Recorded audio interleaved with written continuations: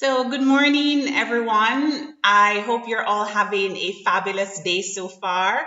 On behalf of Outright Action International and UCTRANS, I would like to welcome you all to our webinar titled Overpoliced, Underprotected, the Experiences of Trans and Gender Diverse Communities in the Caribbean. Now, I am Anika Gray, Caribbean Program Officer at Outright Action International, and I will be moderating the session this morning.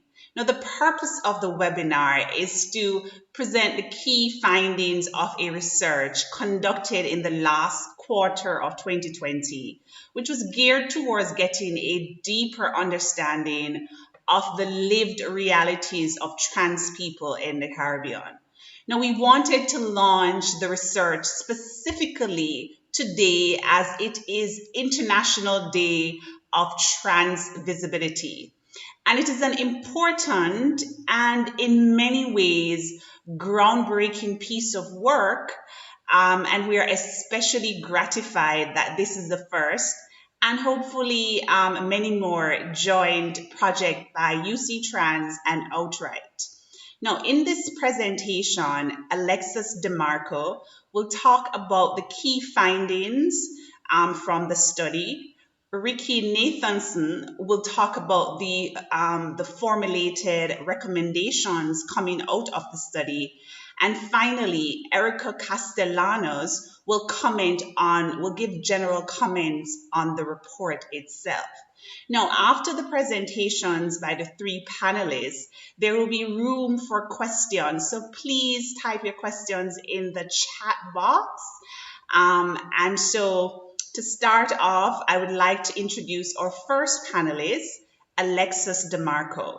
Now, Alexus is a social justice and human rights defender, intersectional advocate with specific focus on LGBTI rights, women's rights, trans rights, youth development, sexual health, and reproductive rights for vulnerable and marginalized groups, the disabled, as well as the elderly. She is also the executive director of UCTRANS. Alexus? Good morning to all and happy International Day of Trans Visibility.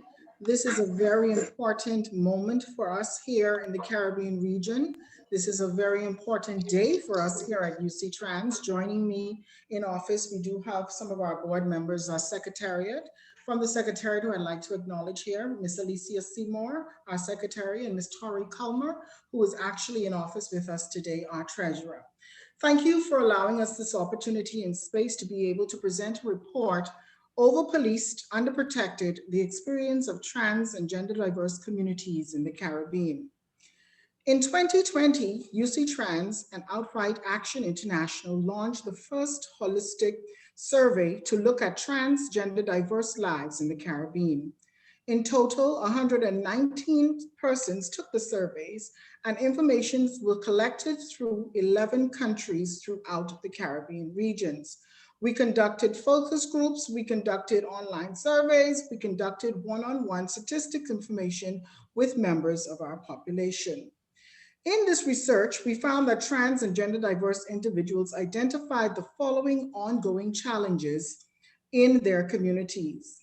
1, legal and social discrimination related to the inability to change one's gender marker.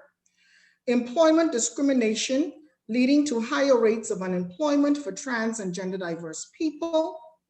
Also, the lack of access to or discrimination in health services contributing to self-medicating and no subsequent medical monitoring.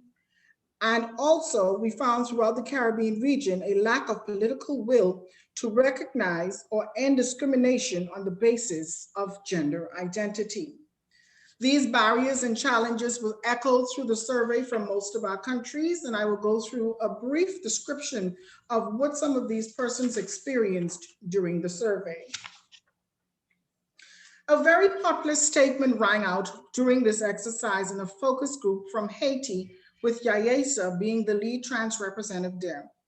It is beyond hormones. We need legal recognition and documents. Such a timely and powerful statement made from our trans advocate on the ground in Haiti.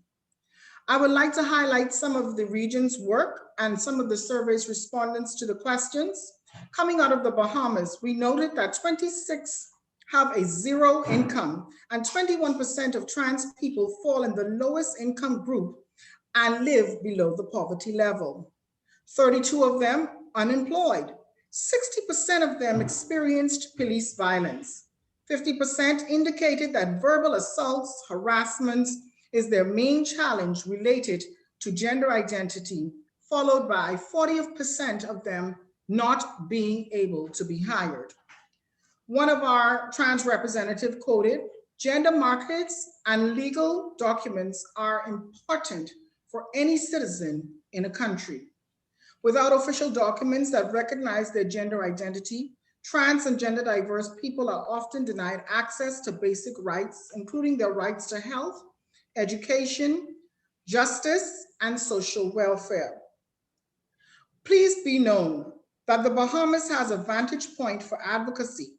33% of the participants who surveyed with us feel that the political climate is somewhat positive in making gender identity recognition for trans persons in the region a priority and an important move as a country coming out of the Bahamas. I will focus on Haiti.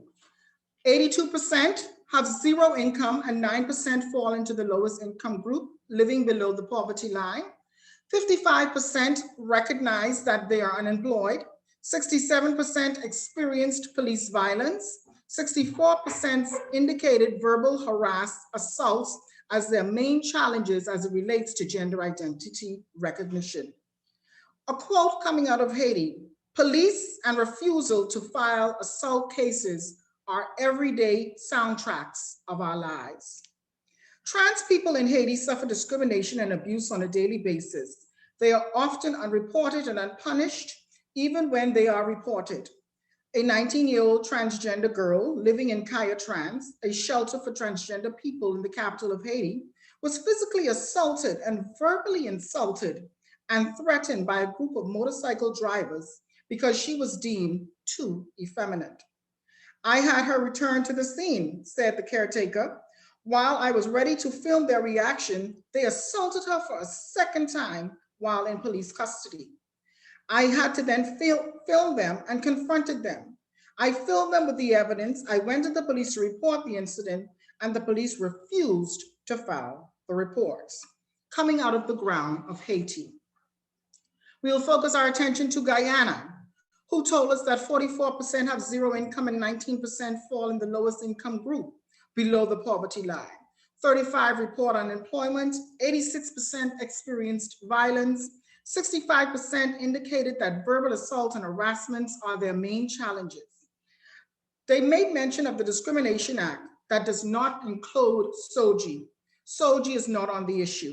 HIV positive people continue to be discriminated against, and there are no workplace protections. If someone has HIV or a known HIV positive status, the person may be demoted to a position that is not in contract with the public, which often leads to a decrease in their salary. The practice is continuously being used to target trans and gender diverse people in the country of Guyana. LGBTI and trans and gender diverse people are specifically targeted through buggery and vagrancy laws that are still on the books. Sex workers and trans sex workers are specifically targeted through subsections of the vagrancy law for soliciting sex. Police use laws to search suspects, persons for drugs or weapons, or specifically target trans and gender diverse people. There are reports of an increase of police searches after the cross-dressing law was overturned. Please note that cross-dressing law was very powerful and a very great precedented move in the law firm in the history of trans people living in Guyana because it was illegal to cross-dress. So because of that law, they experienced a backlash of being targeted. We will go to our final two country reports. Jamaica. 30% have zero income, 33% fall into the lowest group of income, 28 registered unemployed, 65% say they experienced violence, 61% out of the survey indicated verbal assault, harassment, and those are the main challenges to their gender identity recognition. 83 alarmingly suffered from depression and anxiety. 12% they either get their hormones from a healthcare center, and the remaining 88% ticked the others. There were no options for online friend, Medicaid without medical consultations. They were not selected. Self-medication is the order of the day for trans persons living in the Caribbean region. The context of Jamaica focused on access to healthcare. 51% of the Jamaican trans women tested were positive living with HIV. 9% reported a lack of health insurance. 16% reported a lack of financial resources. 25% with financial challenges and access to health care. 24% reported the lack of public knowledge about trans issues. 21% reported the lack of adequate trans-related services, totaling 45% reporting a lack of knowledge or support for a barrier for healthcare and gender diverse people. 27% are challenged by the fear of violence or apprehension about discrimination when accessing their healthcare services. There was a quote that came to us through this survey that said, many are aware of their HIV, that they're HIV positive, but don't seek treatment. They're just waiting to die. People cannot stomach not being able to live their lives as their real selves, and won't put themselves through the distress of going through a clinic. Coming out of Jamaica. Final report that we're going to focus on today, Trinidad and Tobago. The survey highlights that 52% have zero income, 18.5% of them fall into the lowest group, or living below the poverty line, 31% unemployed, 39% experience police violence, 11% out of the surveys indicated gender affirming therapy, 92% suffered depression and anxiety, 85% feel that their gender identity contributed to their depression and the anxiety that they were feeling. 4% are of the opinion that there is a political interest to recognize gender identity in their country, the lowest of the 5 case studies in the country that we did. The quote coming out of Trinidad and Tobago, discrimination at work. There is no protection or laws or anything because last year we had somebody who was working with the government, and when they decided to medically transition, they couldn't afford to wear male clothing anymore because of the transition. And then they were told they had to go home. They didn't employ them. They didn't employ he. They employed he. That's what the trans individual out of Trinidad and Tobago was told. Quote 3 coming out of Trinidad and Tobago, HIV and funding needs continuous support. We need not to forget the HIV development. We need to continue with the funding of HIV because I navigate personally 22 persons right now, and my list has increased between 2019 to 2020. Access to healthcare is a priority for us in Trinidad and Tobago. We are tired of self-medicating. The COVID-19 response have us living as if we are desperate. No homes, no food, no shelter. COVID-19 and the need for mental health support is valid for all of my trans brothers and sisters living in the Caribbean region. Mental health support is not looked at or even think about as it relates to trans citizens living in the Commonwealth of the Bahamas, Trinidad and Tobago, Guyana, Haiti, Belize, Suriname. Also signed on to this is Barbados. We're looking for our gender identity recognition, access to healthcare services, and moving forward with trans citizens in the Caribbean region. Thank you. Thank you very, very much, Alexus. Now, Alexus would have taken us through the findings from the research on the social, economic, health, and legal issues affecting trans people in specific Caribbean countries.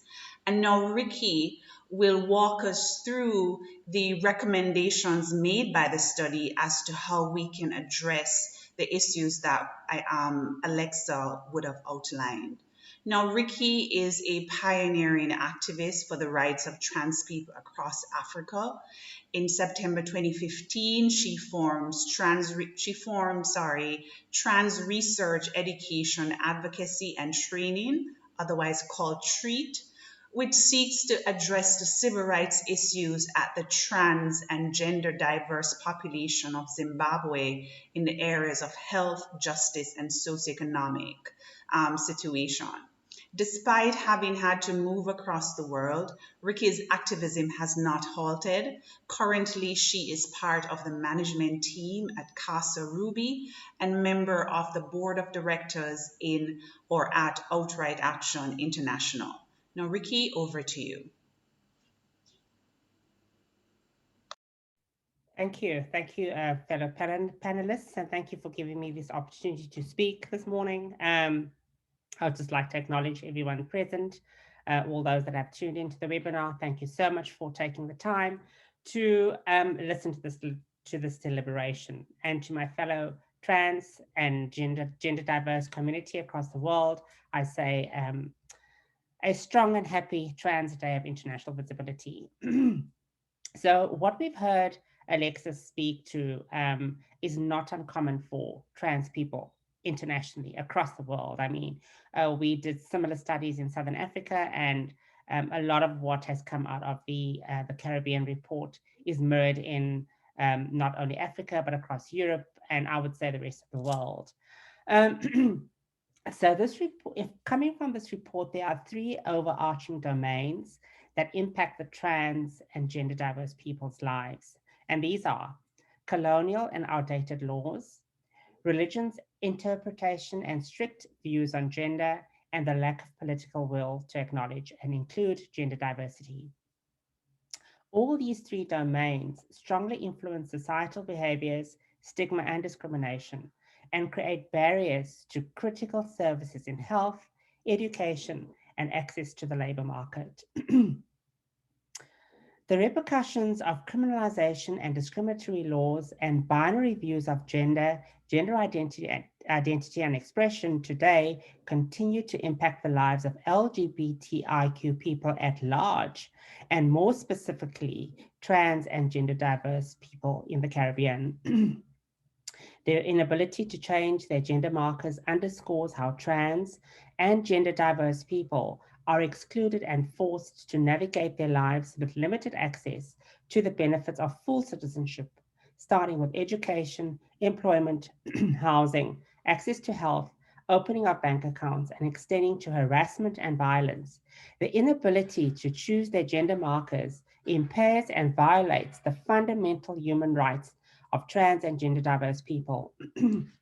To break it down, no gender marker that aligns to how a person identifies leads to the inability to open a bank account. Therefore, you cannot work, therefore you cannot survive. The next significant challenge is not being able to access a competent and comprehensive trans-specific healthcare system. No access to healthcare and regular checkups leads to poor health outcomes. And as was said earlier on by Alexus, it is rampant across the globe for trans people to self-medicate, and the repercussions of those are to their health and their lives in general are damaging, to say the least.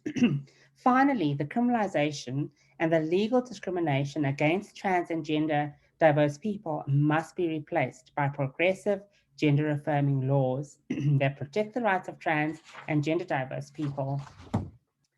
A legal framework grounded in social justice and must be implemented to ensure the equality of the transgender Caribbean community. Such a framework must extend beyond the elimination of violence and discrimination against the trans and gender diverse community, and must allow trans and gender diverse people in the region to maximize their full potential and to contribute to nation building. While strides to advance the conditions for trans and gender diverse people are there, many being made by activists and groups within the communities that were interviewed for this research. Their work needs additional support within the region and from the international community to speed up progress towards a better world for trans and gender diverse people in the Caribbean. So, based on the interviews and the survey and the study that was done, the following recommendations have been penned.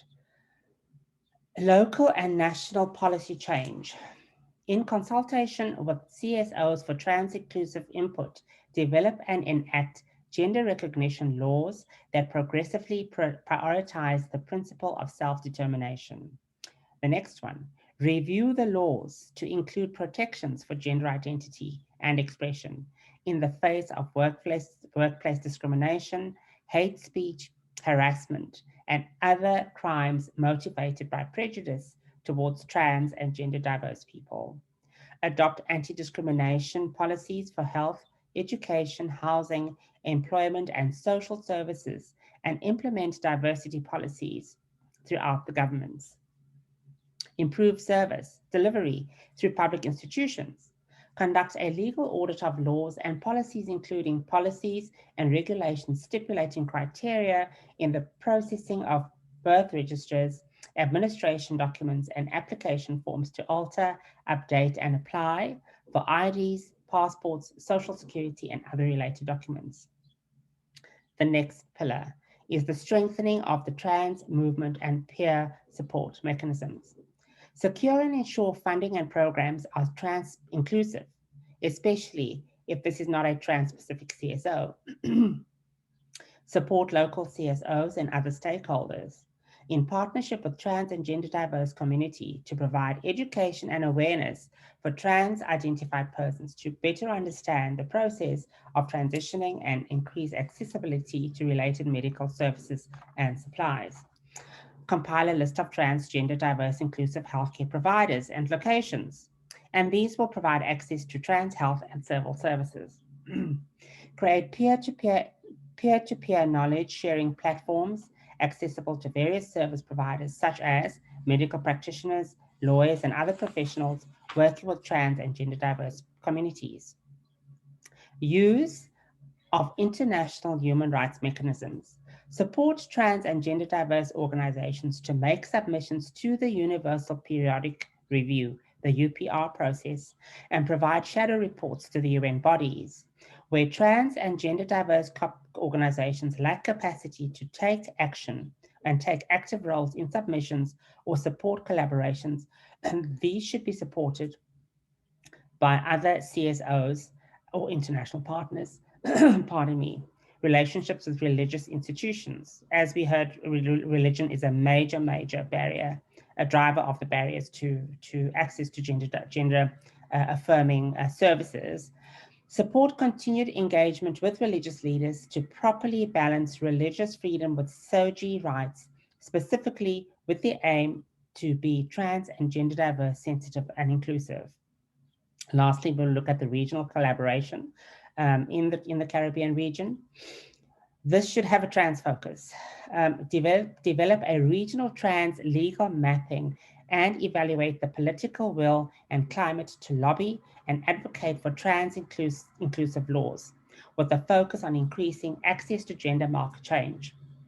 Consider regional platforms to prioritize for elevating domestic advocacy through strategies linked to regional bodies, such as the Organization of American States, the Caribbean Community, CARICOM, the Organization of Eastern Caribbean States, the Caribbean Court of Justice, and the Inter-American Commission on Human Rights, IACHR.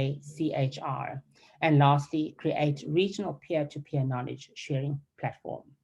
Thank you.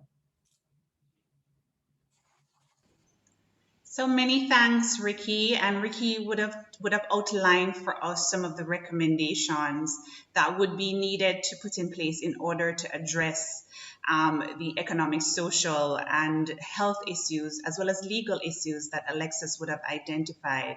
So, for example, just to summarize the recommendations, there should be a focus on making changes to discriminatory national laws, providing health and economic support to trans people within the different Caribbean countries, using international human rights framework and institutions to lobby for greater protection of trans people's rights, engagement, of course, with religious groups, and finally ensuring that there is that we're using regional platforms to lobby for change at the local level. So, Rikki, having gone through the recommendations coming out of the study, we're now going to go to Erika, who will be giving comments on the study's impact itself. And Erika is a transgender activist living with HIV from Belize who currently resides in the Netherlands, and she is also the director of programs at GATE. Erika, over to you. Thank you very much, Anika, and thank you very much, Alexus and Rikki, for your presentations. And congratulations to Outright and UCTRANS for the report on overpoliced and underprotected, the experience of trans and gender diverse communities in the Caribbean. Listening to the outcomes and the information, the rich data this report brings, and looking at the recommendations, you know, coming from the region itself, I really identify with all the factors around income, violence, gender care, gender identity, the limited access to health care, and all the other social issues and barriers to enjoyment of human rights that we face as trans people in the Caribbean region. So it really, I must say, it's really important to have such a document that can be used as an amazing advocacy tool to present to legislators, decision makers, but also, you know, to start shaping our advocacy strategies and our implementation strategies when we're thinking around issues of legal gender recognition in the whole region, moving towards that steps. What will it require? You know, the report itself points at different structural barriers that are so rooted in all the countries in the Caribbean. So I promptly identified 4 issues here, and most of them have already been touched in the report. The issues around colonization and what operating and living in a society post-colonization has meant for trans people specifically. Issues related to religion influence in our societies. Issues of living in a patriarchal, very male-dominated society. And lastly, the political ecosystems in our countries. So I just want to make quick reflections on those 4 areas. And around colonization itself, we saw, as the report correctly states out, we have a history of outdated laws, in many cases discriminatory, in many cases that limit us the full enjoyment of our rights in many countries in the region. In some cases, very difficult to change or eradicate within the context of the systems in our countries. But this also comes in the context of that heritage of outdated laws that we have been left with, but also what has been taken away with colonization. So with colonization, we were robbed of our own original communities, indigenous communities, traditions, languages, culture, and it was systematically suppressed in our societies. In many of our original communities, issues around gender were not seen as problematic. And so that came with the influence of the colonizing system. But along with colonization came religion. It came hand in hand. It was a tool used for colonization. And that imposition of the religion of the colonizers on our people has had a drastic effect in our communities, particularly as trans people. When you come to see the power that the church, and by church I mean all religions in our regions, has in a country's legal system, the marriage between state and church that is so evident in our countries, where we haven't been able to separate church and state, it is guided, the laws and decisions are guided from a moralistic lens. But when we talk about human rights and the issues that affect us, you know, it should never be done from a moralistic lens. And then, you know, the other aspect is the deep patriarchal system we live in. Countries that are dominated by men, where decisions are made by men, even on the bodies of women, and particularly on the bodies that transgress the binary patriarchal system, we as transgender people who are, you know, like we are contradicting or going against that kind of thinking. So it's a very difficult system to navigate. And many of us, even as individuals, fall into that binary system. And it's very hard to snap out because it has been so hammered so much into our heads.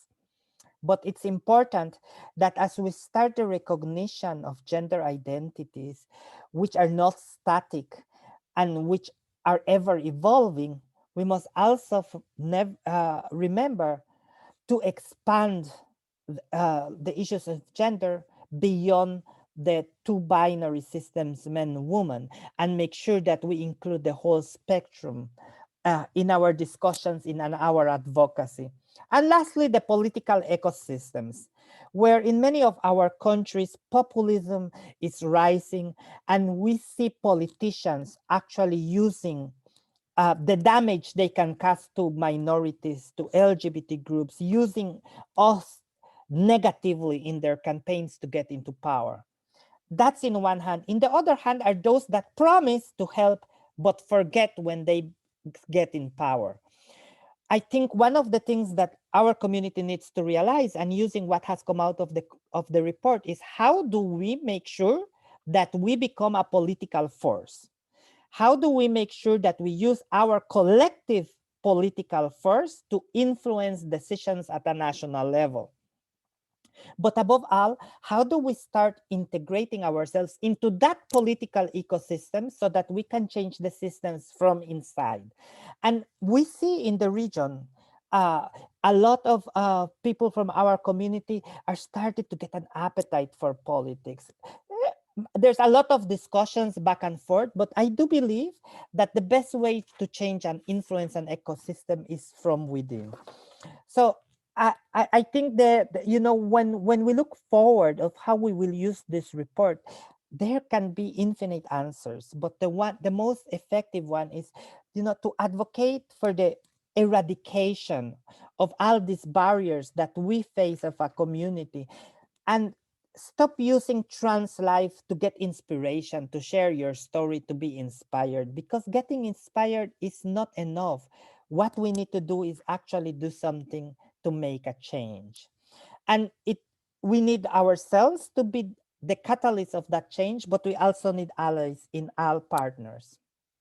I'll stop there.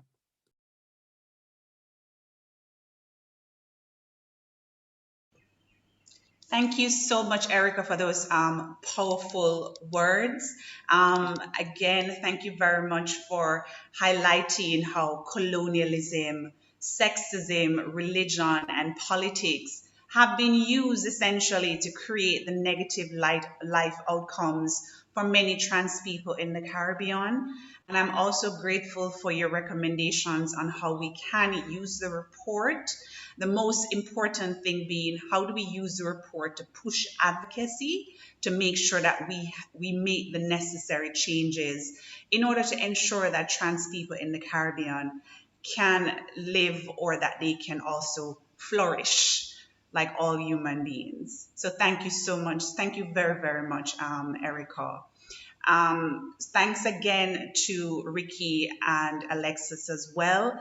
And at this time, we will take some questions from the chat, which I will be posing to the panelists. And there are lots of questions coming in. So please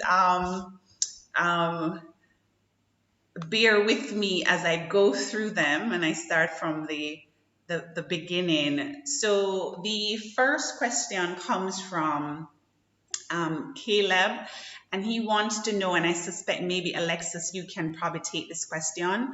How did the report explore issues related to trauma? Well, through the reports and the findings, especially out of the Bahamas, and I think it was out of Trinidad and Tobago, the trauma part came under the mental health aspect of it. People finding themselves unable to access mental health services for the trauma they've received, starting at the cycle of displacement at a very young age. They never dealt with that. And when they go to seek some type of intervention for the trauma, they're met with conversion, religious conversion therapy. So in the report, after we finish here, we will be sending out the full report in its entirety so you can see where we've captured that data. And I do want to say that that is trending within the Caribbean region. Most of our Caribbean countries live under this religion doctrine of Christianity. And if a trans person goes to seek some type of mental health issue or some type of wellness issue, they're met with the religious conversion therapy at the door, from the counselor down to the nurse. So that's something that we found in the report, that we're looking to work with allies as relates to dealing with the trauma that trans persons lived with all their lives. Mm-hmm. So thank you very much, Alexus. And our next question comes from one of the attendees. And the person says that the findings describe severe deprivation and exclusion. Were there any surprises, or did this confirm what you knew? And it's a twofold question. How can we disseminate this data so everyone knows? And I know, Rikki, you'd have responded in the chat, but for those of the persons who might not be looking to the chat, can you just let us know what your response was? So speaking as somebody who's done research on more than one occasion, first at the country level and then regionally in Southern Africa, it came as no surprise. As I said in my opening remarks, we have seen reports by the Southern Africa Trans Forum, by TREAT, my own organization in Zimbabwe, by ILGA, by GATE, by all these leading trans rights organizations. And the story is the same across the world. I mean, deprivation exists, poverty, hunger, lack of services, lack of access. And one of the main drivers, and that came out clearly in this report and in others, is the fact that these are driven by one's lack of gender recognition. So how does one get a job? How does one access any services? What they're looking like, what they physically present like, is not corresponding with a piece of paper that says that your identity is X or your identity is Y. So that's one of the major drivers. But certainly it was no surprise. And I did put in the chat box that I'm so glad that we now have this piece of research, because it's adding to our arsenal that we have as a global trans community to fight the monster of transphobia and patriarchy and toxicity that we do face on a day-to-day basis across the world as trans and gender diverse people. And it's interesting that this report was launched today on the Trans Day of Visibility. Today is really a day for us to celebrate ourselves as trans diverse people, to see who's visible, who's doing good things in the world, as opposed to Transgender Day of Remembrance, where we take a moment of silence to remember our siblings that have lost their lives. But as I was saying, this is a very, very good move by Outright, and I'm proud to be on the board of directors of Outright and Action International, because Outright is doing so much work to advance the lives of LGBTQI people globally. And this is just another piece of work, of the important work that they're doing. And coming out of the recommendations, I was very pleased to see that we made mention that we need to use international human rights instruments to be able to advocate and to be able to speak to what we need, what we want done as a trans diverse people. And that's something that we need to, so this is another tool that we can use to be able to fight the situation that we have. Okay, thank you so much, Rikki. Now, Anika, if yes, I may add to what Rikki mentioned, I think yes. it's really important to say, while there might be not something like that blows out and something new specific to the region, and while we might just think in our minds, oh, it's the same as everywhere else, or that's what we already knew, there are two things that are essential that we must recognize why this is such a breakthrough and why it is important. Because when you go as an individual and say the same things that were in the report, they will say, that's your perspective. That's anecdotal. You are talking out of passion. And they try to shut down your voice with those kinds of comments. Having it in a report that is written, that was done in partnership with an organization, brings weight to the realities of trans person and stop minimizing our struggles as anecdotal, as a story that needs to be verified, that maybe it's not true and it depends on context. The second reason why this is such a breakthrough and it's so important, when you talk to many politicians in the region, they have a really hard time understanding the need for legal gender recognition. And believe me, it has to do because of that societal context we live in. It's that framework in that all our communities live in. Many of us at the beginning, or even myself some time ago, I even struggle, like what will be the benefit? So making the clear connections of what are the benefits and how it affects our lives is a huge tool to move towards legal gender recognition in the region. And it's a way to be able to demonstrate to decision makers why we need it and why we needed it yesterday. Wow, Erika and Rikki, I could not have said it better myself. And I think both Rikki's and Erika's intervention would have answered Caleb's question about how do we plan, or how does Outright and plans on using the research findings to push advocacy in the region. But because also this particular report is a joint project between Outright and UCTRANS, and because we are also aware that UCTRANS, even though Outright partners with UCTRANS is really the one leading this process. I would love to hear from Alexus. How do you see this report being used? And in relation, and another question from the chat, how can we disseminate this data so everyone knows about it? Well, first of all, we're going to use the report to our decision makers and our gatekeepers. We will be trying to set up meetings and audiences with CARICOM, the OAS, to advance our advocacy, to see that these things do happen to us in the region in the Caribbean. So long we've been listening to Latin America share their stories in the context of their stories. But our advocacy now in the Caribbean region is we actually do have some type of information, quantified and qualitative information and data to say these things do happen to trans citizens living in the Caribbean region. As it relates to the report itself, after this particular meeting, we will be sending out the link. Everybody will have access to this report. We will also be sending it to our allies, to our funders, and to our collaborators. So everybody will have access to the information, and it can be used in our organizations, especially in our trans organizations. We're going to show them how to use this as an advocacy tool for the betterment of their constituents in the Trans-Caribbean region. So we actually have a living document, a living word life document that reflects the soundtrack of the lives of many trans persons living in the Caribbean region. Thank you, Alexis. Now we have last comments from Manuel in the chat. The first is that he wants to big up Erika. Basically, he wants to big up Erika for calling allies to go beyond merely being inspired by trans, non-binary, and gender diverse lives. And he says we must do more and we must do better.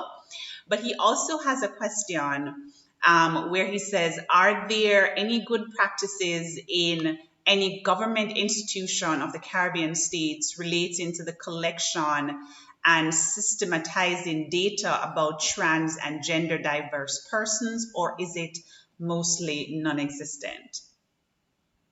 And I think either Alexis or Erika could go ahead and answer that question.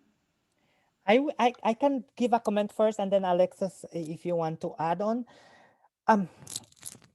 Before I answer this specific question, thank you, by the way, for the big up. I just want to say something that we as a society need to do a shift of mind, right? When we're asking what will you do, we should ask collectively, what can I do to help? You know, because we all have a role. Allies, trans people, government, everyone has a role.